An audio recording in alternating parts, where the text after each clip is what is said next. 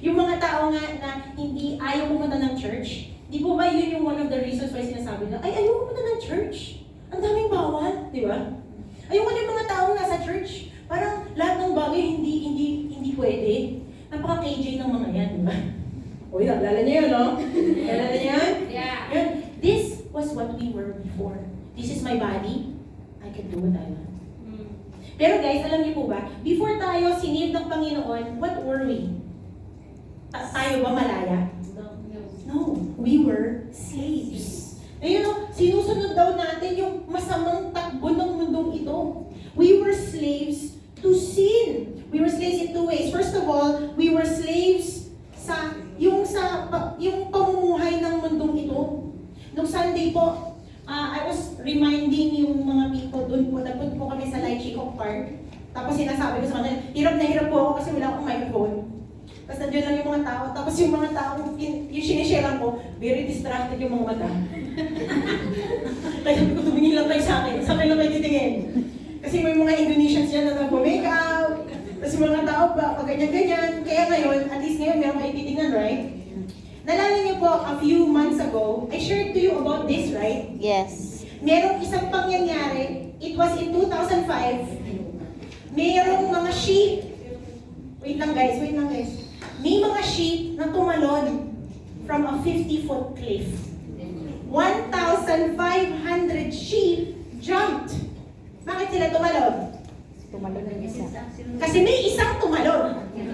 At ang mga sheep, ganun po yung kanilang natural na gawa. Mga obedient. Uy, kumakain si sheep number 1. Si sheep number 2, di kain rin. Siyempre. Ay, lalakad na ba tayo? Anong gagawin natin? Naglalakad na ba tayo? Ganun ang mga sheep. Kung may isang tatakbo, lahat tatakbo. Because remember, wala naman silang other way to defend themselves, right? So, pag may dumating na parang wolf, magsasama silang lahat. So, ang gawain ng mga sheep is to do everything together. Pero how many of you know that that's not always good? Can you imagine, sabi nung isa, "Be, saan ka ba punta?" Sabi niya, tatalon ako.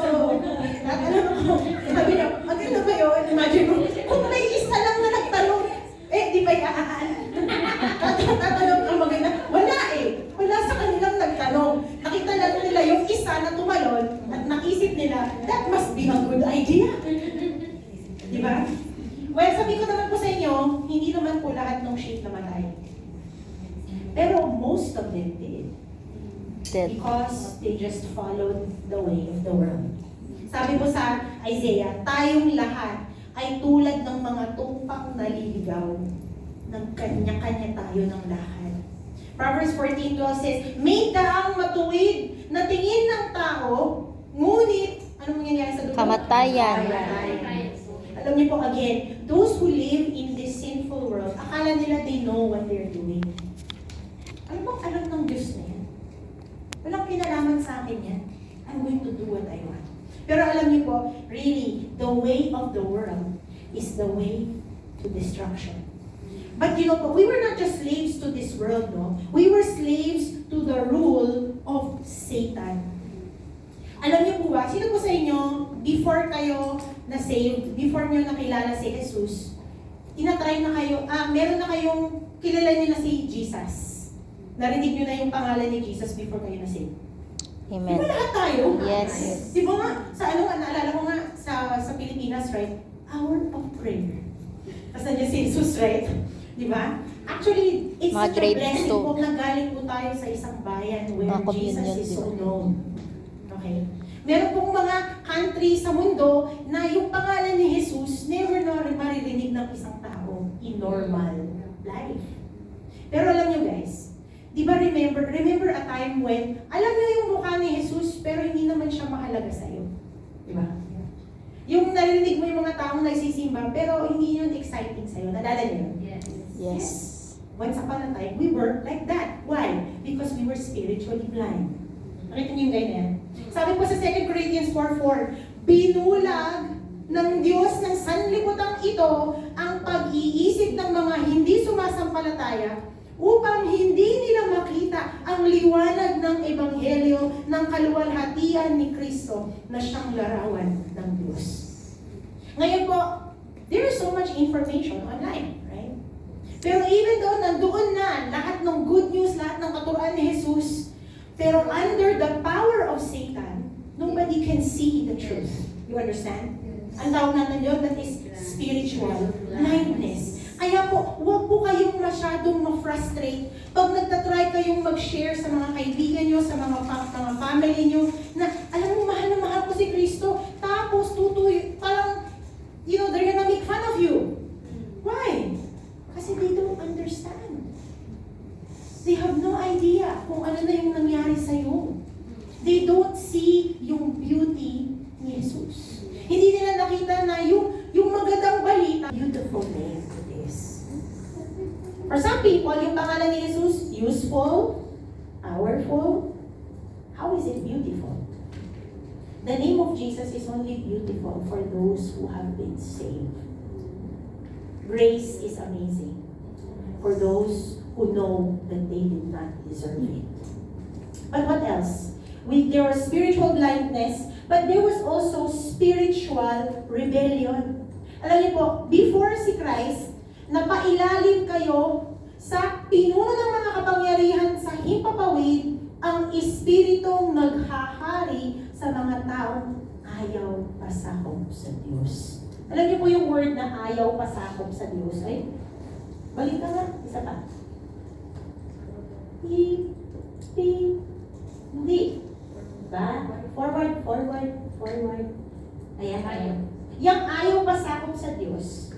Guys, alam niyo po yung word na pasaway, di ba? Yes. Right. Alam niyo po, I've been a teacher po in Hong Kong since this is my 20th year as a teacher. I teach almost 600 kids in every school year kasi I teach B4 to B6. And I want you to know na I know every single kind of pasaway there is. And hindi po lahat ng pasaway pare-pareho. May mga pasaway sila kasi gusto nila ng pansin.